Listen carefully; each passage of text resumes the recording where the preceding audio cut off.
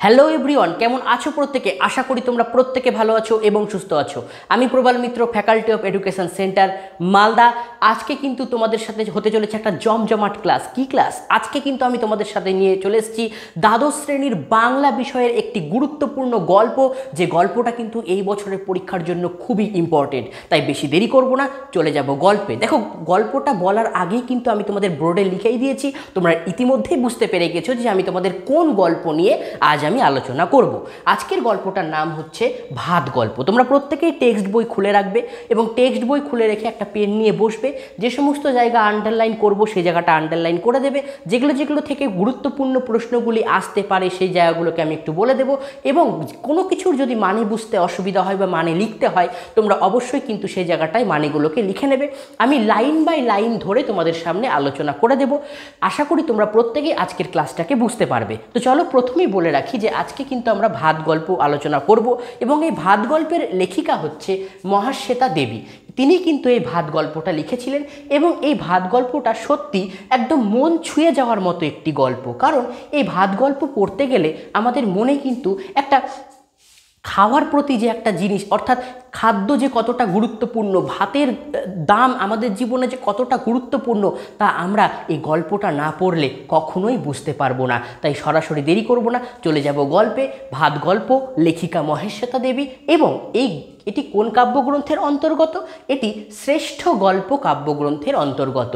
অর্থাৎ মহাশ্বেতা দেবীর লেখা শ্রেষ্ঠ গল্প কাব্যগ্রন্থ থেকে এই ভাত গল্পটা নেওয়া হয়েছে। তবে ভাত গল্পটা শুরু করার আগে আমি ডিটেলসে তোমাদের একটু শর্টে পুরো গল্পের বিষয়বস্তুটাকে ছোট্ট করে বলে রাখবো। তারপরে আমি তোমাদের এই গল্পটাকে স্টার্ট করব।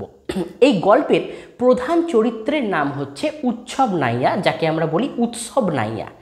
উৎসব নাইয়া তার প্রকৃত নাম এবং তাকে গ্রামের লোকেরা উৎসব নাইয়া বলেই কিন্তু ডাকে।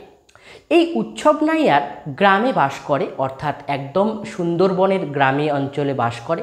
এবং এই সুন্দরবনের বাদা অঞ্চলে বাস করা থাকাকালীন একদিন হঠাৎ একটা নদীর জলে, অর্থাৎ বন্যা হওয়ার জন্য নদীর জলে তার ছেলে, বউ, মেয়ে সমস্ত সংসার তার তলিয়ে যায়। এবং যখনই তার সংসার তলিয়ে যায় তখন সে কিন্তু আর কোনো কাজ খুঁজে পায় না। কারণ সুন্দরবনের বাদা অঞ্চলের একজন মনিবের বাড়িতে সে কাজ করত এবং সেখানে সে ধান তুলত এবং সেখানে ফসল ফলাতো এবং সেখান থেকে যা সে লাভ পেত সেটাই কিন্তু সে তার ঘরে নিয়ে আসতো। কিন্তু মাতলার জলে সমস্ত কিছু, মাতলা নদীর জলোচ্ছ্বাসে সমস্ত কিছু নষ্ট হয়ে যাওয়ায় তার সংসারটা পুরোপুরি কিন্তু ডুবে যায়। ঠিক সেই সময় তার পাড়ার একজন বাসিন্দা, একজন প্রতিবেশী, যার নাম বাসিনী, সেই বাসিনী বলে মেয়েটি কাজ করত শহরের একটি বড় বাড়িতে। এবং শহরের সেই বড় বাড়িতে কাজ করার জন্য তিনি উৎসব নাইয়াকে বলেন যে তার সাথে ওই শহরের ওই মনিব বাড়িতে যেতে, তাহলে সে উৎসব নাইয়া কিছু কাজ পাবে এবং সে কিন্তু পেট ভরে ভাত খেতে পারবে। প্রসঙ্গত বলে রাখি, এই উৎসব নাইয়া মাতলা নদীর জলে তার ছেলে বউকে হারিয়ে বহুদিন ধরে কোনো খাবার সে খেতে পায়নি। খেতে পেলেও শুকনো চিড়ে, শুকনো মুড়ি সে খেয়েছিল। কিন্তু ভাতের যে চাহিদা, আমাদের বাঙালিদের ভাতের যে চাহিদা, ভাত খাওয়ার যে ইচ্ছা বা আকাঙ্ক্ষা, সেটা কিন্তু তার পূরণ হয়নি। তাই জন্য তার প্রতিবেশী বাসিনী বলে যে শহরে সে যে বাড়িতে কাজ করে সে ঠাকুর বাড়িতে তাকে যদি নিয়ে যাওয়া হয় তাহলে কিন্তু সে সেখানে কাজ পাবে এবং খাবার পাবে। শহরের সেই মনিব বাড়িতে যখন উৎসব নাইয়াকে বাসিনী নিয়ে যায় তখন দেখে যে সেই বাড়িতে একটা বড় একটা যজ্ঞের আয়োজন করা হয়েছে। কিসের যজ্ঞ? সেই বাড়িতে একজন বয়স্ক মানুষ আছে, তার মৃত্যু যাতে না হয় তার জন্য যজ্ঞের আয়োজন করা হয়েছে। উৎসব নাইয়া বুঝতে পারে যে এইখানে হয়তো সে ভাতের সন্ধান পাবে, এখানে হয়তো সে ভাত খেতে পারবে। কিন্তু সারা দিন কেটে যাওয়ার পর তাকে কিন্তু খেতে দেওয়া হয় না। ঠিক সন্ধেবেলা উৎসব নাইয়া যখন জানতে পারে যে সেই বাড়িতে একটা কোলাহল লেগেছে। কিসের কোলাহল লেগেছে? যে বুড়ো কর্তার জন্য, যে বুড়ো কর্তাকে বাঁচানোর জন্য যজ্ঞ চলছিল, অনুষ্ঠান চলছিল, সেই বুড়ো কর্তাই কিন্তু মারা গেছেন। তখন উৎসব বুঝতে পারে যে তার যে ভাত খাওয়ার আকাঙ্ক্ষা সেটা হয়তো তার আর পূরণ হবে না। তাই জন্য সে কী করে, সে বাসিনীর কাছ থেকে পেতলের একটা ডেকচি ভর্তি ভাত নিয়ে সে কিন্তু দৌড়ে পালিয়ে যায়। কারণ আমরা প্রত্যেকেই জানি যে অসুচ বাড়ির ভাত কিন্তু খেতে হয় না, আর সেটা উৎসব ভালো করেই জানে। এবং উৎসব বুঝতে পারে তার হয়তো ভাত খাওয়া আর হবে না। তাই জন্য সে কী করে, ওই পেতলের ডেকচিটা বাসিনীর কাছ থেকে নিয়ে দূরে স্টেশনে পালিয়ে যায় এবং সেখানে গিয়ে সে ভাতের স্বর্গসুখ লাভ করে। কিন্তু পরবর্তীকালে বিভিন্ন আইনি সহায়তার মাধ্যমে সেখানকার বাড়ির লোকেরা উৎসব নাইয়াকে ধরে নিয়ে যায়। উৎসব নাইয়ার আর পুরনো বাড়িতে ফিরে যাওয়া হয় না। উৎসব নাইয়ার সেই ভাতের যে স্বর্গসুখ সে যে লাভ করেছিল সেটা তার অধরায় থেকে যায়, হারিয়ে যায় কোথায়। সে হয়তো তার আগের দিন পেট পুড়ে ভাত খেতে পায় ঠিকই, কিন্তু তার জীবনের যে আকাঙ্ক্ষা, তার যে পুরনো বাড়িতে ফিরে যাওয়া, তার যে ছেলে বউয়ের জন্য যে বিভিন্ন ব্যবস্থা করা, তাদের জন্য শ্রাদ্ধের ব্যবস্থা করা, এই সমস্ত কিছুই কিন্তু আর হয়ে ওঠে না। উৎসব নাইয়ার জীবনের বাকি জীবনটা হয়তো এই ভাত খাওয়ার জন্য, অর্থাৎ একটু ভাতের সন্ধান পাওয়ার জন্য তার জীবনটা হয়তো কোথাও গিয়ে থেমে যায়। তাই আমরা প্রত্যেকেই তোমাদেরকে বলবো, আমরা প্রত্যেকেই যে খাবার দাবার খাই বা আমরা যে প্রত্যেকেই যেটুকুটা পাই আমরা যেন ঠিক মতো করে যেন আমরা খাই, কারণ খাওয়ারের মূল্য কিন্তু আমাদের কাছে অনেক। এই উৎসব নাইয়া একটুমাত্র ভাতের জন্য সে কিন্তু কতক্ষণ অপেক্ষা করেছিল একটুমাত্র ভাত খাওয়ার আশাতে। তাই আমি প্রত্যেক ভাই বোনেদের বলবো যে তোমরা খাবার কখনো নষ্ট করবে না, খাবার সব সময় পরিষ্কার করে খাবে, খাবার সব সময় যেটুকুটা থাকবে খেয়ে নেবে, কখনো অবহেলা করবে না। তো চলো আজকের গল্পের ছোট্ট করে আমি তোমাদের পাঠটাকে বুঝিয়ে দিলাম। এখন আমি তোমাদের লাইন ধরে ধরে, অর্থাৎ বাংলা বইয়ের লাইন ধরে ধরে গল্পটাকে বিশ্লেষণ করে তোমাদেরকে বোঝাবো। আজকে কিন্তু তোমাদের গল্পের পার্ট 1 আলোচনা করা হবে, অর্থাৎ এটাকে আমি কয়েকটা পার্টে বিভক্ত করে দেব। আজকে আমি তোমাদের সামনে পার্ট 1 সম্পর্কে আলোচনা করব, অর্থাৎ গল্পের কিছুটা পার্ট আজকে আমি তোমাদেরকে পড়াবো। তাই দেরি করব না, চলে যাব গল্পে। সবাই টেক্সট বইটা সামনে নিয়ে বসবে এবং টেক্সট বইয়ের সাথে সাথে একটা পেনও নিয়ে বসবে, খাতা নিয়ে বসতে পারো, যদি কোথাও তোমাদের বুঝতে অসুবিধা হয় সেগুলো লিখে নিতে পারো, এবং যে যে জায়গাগুলোকে আমি আন্ডারলাইন করতে বলবো সেই জায়গাগুলোকে আন্ডারলাইন করে নেবে, ঠিক আছে? তাই দেরি করব না, চলে যাচ্ছি ক্লাসে। দেখো, ভাত মহাশ্বেতা দেবী এই গল্পটা লিখেছেন। দেখো, এই গল্পটা শুরু হচ্ছে কোথা থেকে জানো? যখন বাসিনী উৎসব নাইয়াকে নিয়ে এই নতুন যে বাড়িতে, অর্থাৎ শহরের যে বাড়িতে নিয়ে যায়, সেই বাড়িতে যখন উৎসব নাইয়া প্রবেশ করবে ঠিক তার আগের মুহূর্তে উৎসব নাইয়াকে দেখে সেই বাড়ির লোকেদের কেমন প্রতিক্রিয়া হয় সেখান থেকে কিন্তু গল্পটা শুরু হচ্ছে। উৎসব নাইয়ার বাকি জীবনের গল্পটা আমরা গল্পের মিডিলে পড়ব, কিন্তু গল্পটা শুরু হচ্ছে যখন বাসিনী উৎসব নাইয়াকে কাজ দেবার আশায় এবং একটু খাবার পাওয়ার আশায় বাসিনী যে বাড়িতে কাজ করে সেই বাড়িতে যখন নিয়ে আসে, ঠিক সেই মুহূর্তের কথা দিয়ে কিন্তু আজকের ক্লাসটা শুরু হচ্ছে। দেখো পড়ছি।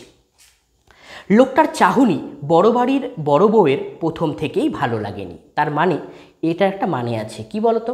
মানে উৎসব নাইয়াকে বাসিনী যখন শহরের বাড়িতে নিয়ে আসে, তখন সেই শহরের বাড়িতে সেই বাড়ির যে বড় বউ, সেই বড় বউ উৎসব নাইয়াকে যখন দেখে কিন্তু উৎসব নাইয়ার তাকানো বা চোখের চাহনিটা বড় বউয়ের কিন্তু প্রথম থেকেই ভালো লাগেনি। কারণ উৎসব নাইয়া বহুদিন ধরে না খেয়ে আছে, তার পেটে কোনো খাবার নেই, তাই খাবার না থাকার জন্য তার চাহনিগুলো না হিংস্র হয়ে গেছে, যে কারণে উৎসব নাইয়ার তাকানোটাকে সেই বাড়ির যে বড় বউ সে কিন্তু কখনোই পছন্দ করছে না।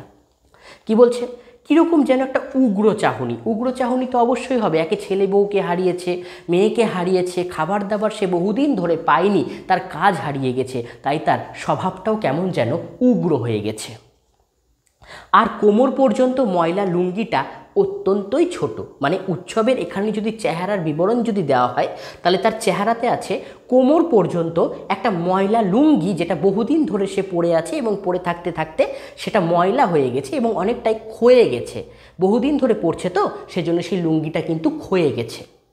চেহারাটা বুনো বুনো, দাড়ি মোচ কাটেনি, বড় বড় চুল মাথায়। দেখো আমার মতো, আমারও যেমন দাড়ি মোচ কাটা হয়নি, বড় বড় চুল মাথার মধ্যে, ঠিক সেরকম আমার মতো দেখো উৎসব নাইয়ার মতো লাগছে।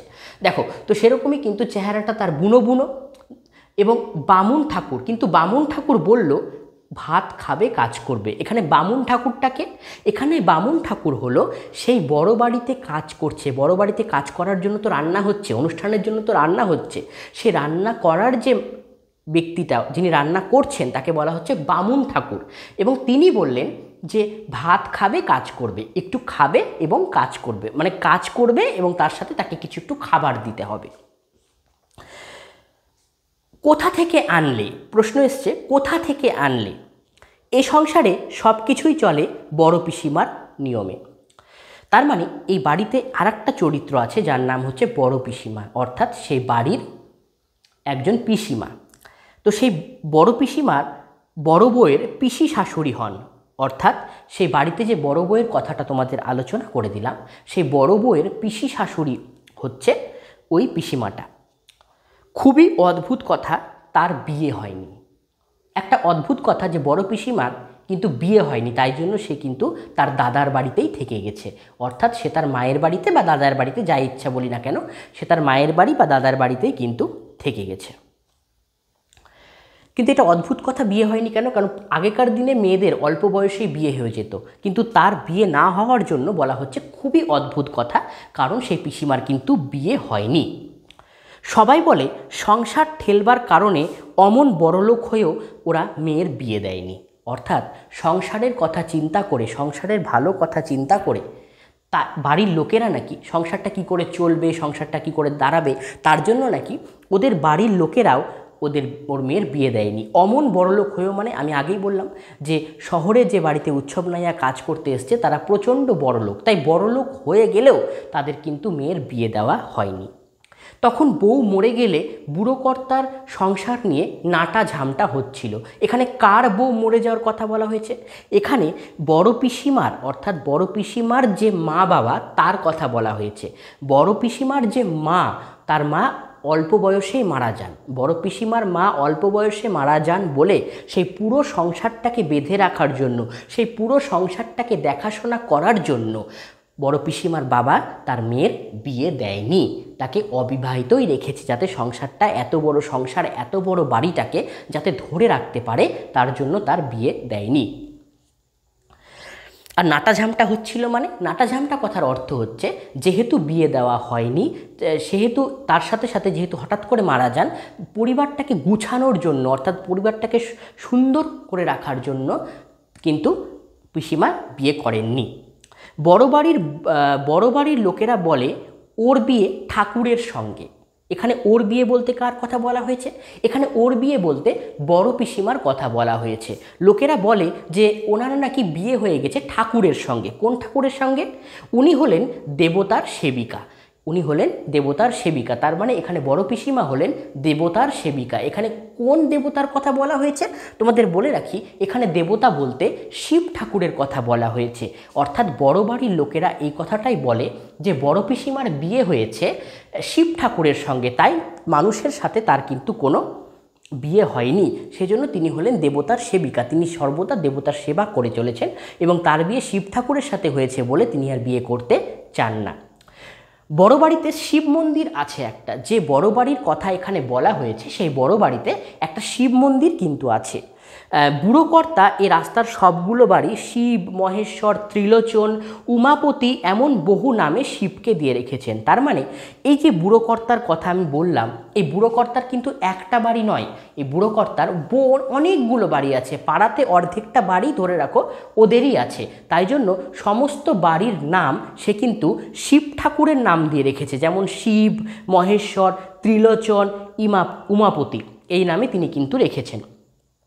এমন বহু নামে তিনি শিবকে দিয়ে রেখেছেন, কারণ তিনি ছিলেন দূরদর্শী লোক। দূরদর্শী লোক মানে যেহেতু সেই বাড়িতে থাকার জন্য, অতগুলো বাড়ি থাকার জন্য সরকারের পক্ষ থেকে যাতে কোনো সমস্যা না হয়, সরকারের পক্ষ থেকে যাতে কোনো অসুবিধা না হয়, তার জন্য তিনি সমস্ত বাড়ির নামকে ঠাকুরের নাম দিয়ে রেখেছেন, যাতে কোনো সময় সরকার থেকে তার বাড়িতে কখনো কোনো লোক না আসে। তার জন্য তাকে বলা হচ্ছে তিনি ছিলেন দূরদর্শী লোক, অর্থাৎ তিনি বহু দূর পর্যন্ত চিন্তা ভাবনা করতেন। এখানে কার কথা বলা হয়েছে বুড়ো কর্তা বলতে? এখানে বুড়ো কর্তা বলতে বড় পিসিমার বাবার কথা এখানে বলা হয়েছে। কি বললাম? বুড়ো কর্তা বলতে এখানে বড় পিসিমার বাবার কথা এখানে বলা হয়েছে।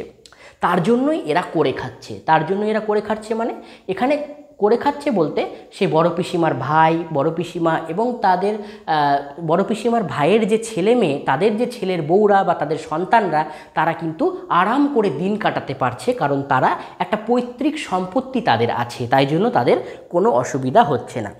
বড় পিসিমা নাকি বলেছিলেন উনি আমার পতি দেবতা।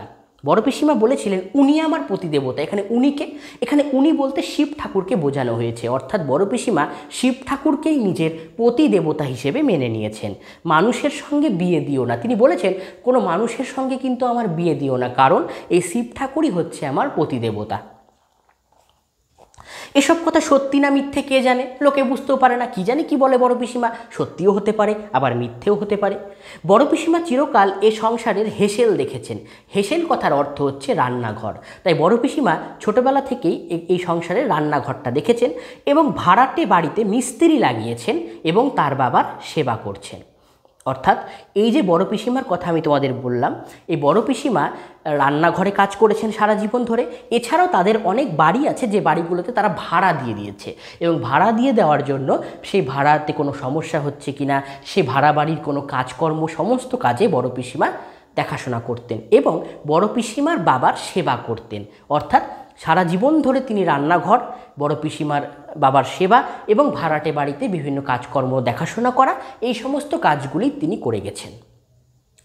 বড় বউয়ের কথা শুনে পিসিমা বলেন, কোথা থেকে আনলে মানে?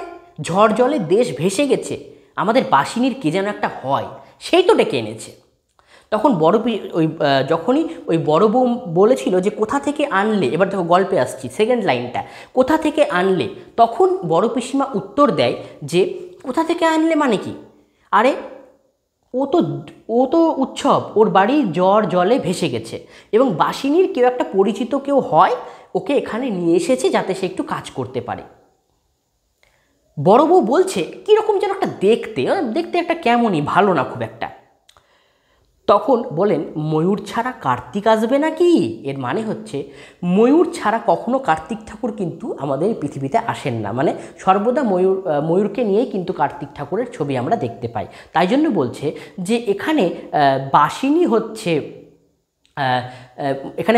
হচ্ছে কার্তিক এবং ময়ূর হচ্ছে এখানে উৎসব নাইয়া। এটাকে কল্পনা করে বোঝানো হচ্ছে যে ময়ূর ছাড়া কার্তিক আসবে নাকি, হ্যাঁ বাসিনী আসবে আর এদিকে কাউকে নিয়ে আসবে না, এটা কখনো হয়? গ্রামের কাউকে না কাউকে তো সে নিয়ে আসবেই, তার জন্য বলা হচ্ছে ময়ূর ছাড়া কার্তিক আসবে নাকি? তোমাদের তো 10টা পয়সা দিতে পারবে না প্রাণে ধরে, এই 14 দফায় কাজ করবে, পেটে দুটো খাবে বই তো নয়, কেনা চাল নয় বাদা থেকে চাল আসছে, তা দিতেও আঙ্গুল বেঁকে যাচ্ছে।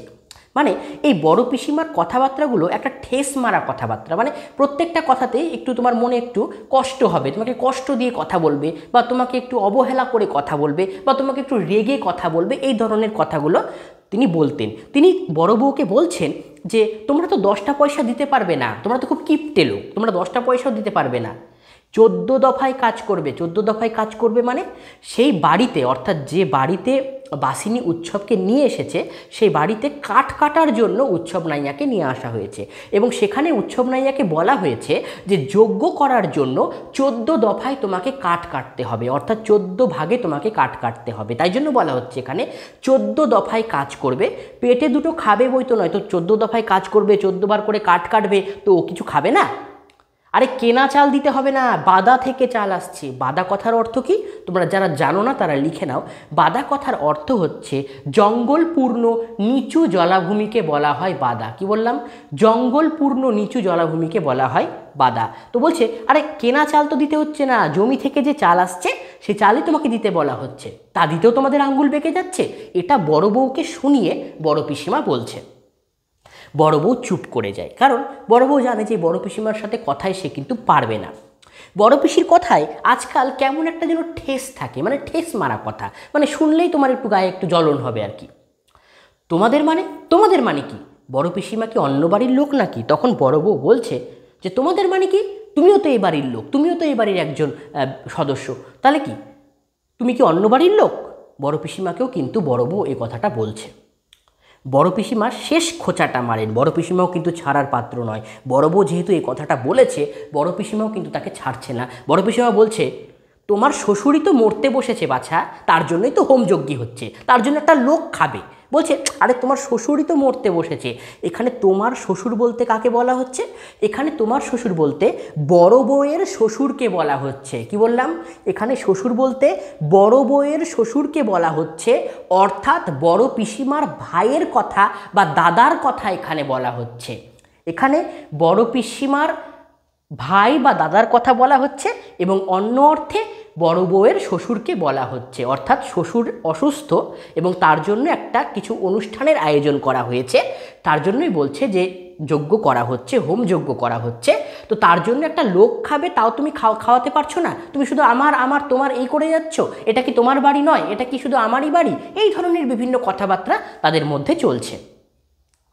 বড় বউ কোনো কথা বলে না, বড় বউ কিন্তু কোনো কথা বলছে না, সব কথাই সত্যি, সবটি কথাই কিন্তু সত্যি। তার শ্বশুরই মরতে বসেছেন, মানে বড় বউয়ের শ্বশুরই কিন্তু মরতে বসেছেন। 82 বছরটা অনেক বয়স। কি বলছে?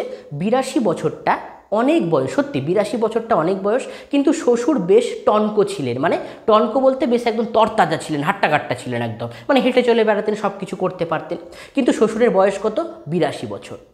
তবে ক্যান্সার বলে কথা, ক্যান্সার যে লিভারে হয় তাই বড় বউ জানতো না।